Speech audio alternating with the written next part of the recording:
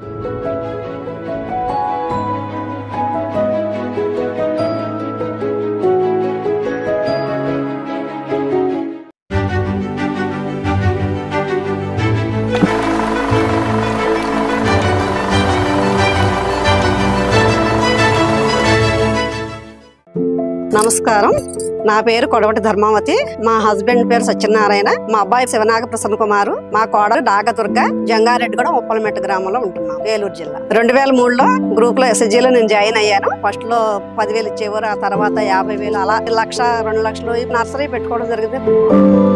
Nursery వ్యాపారం చేయాలంటే లక్షలతో కూడుకున్నది కనుక తర్వాత 2012లో మెప్మాలో జాయిన్ అవ్వడం జరిగింది. అంతకుముందు రోల్లో ఉండేవాళ్ళం. ముద్రా లోన్లు అని స్వయం సిద్ధ లోన్ కూడా ఇప్పుడు పెట్టుకోవడం జరిగింది. ఇప్పుడు 20 లక్షల వరకు మేము లోన్లు తీసుకోవడం జరిగింది. సంవత్సరం మొదలు పెట్టంగానే ఒక 20 లక్షలు పట్టుకుని మేము వ్యాపారంలో దిగడం జరిగింది. అక్కడ నుంచి ఒక్కొక్క బ్యాచ్కి వచ్చి 7 లక్షల వరకు మేము పెట్టుబడి పెట్టాలి.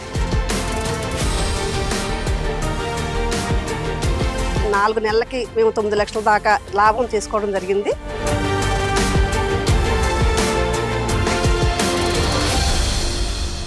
మేము ఎంతో లబ్ధిని పొందుతున్నాము.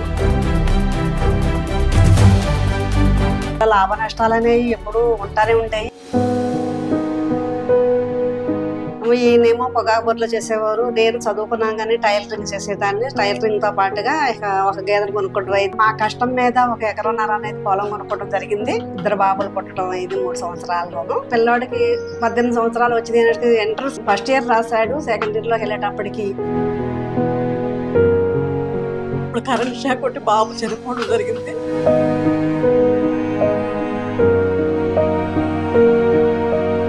అదే సమయంలో మళ్ళీ మా తోటికోళ్ళ మణిగారు కూడా మధ్యాహ్నం భోజన పథకంలో చేయక్క, నువ్వు ఇంటి దగ్గర ఉండదు కాదని చెప్పి తాను మధ్యాహ్నం భోజన పథకం కూడా జరిపించడం జరిగింది.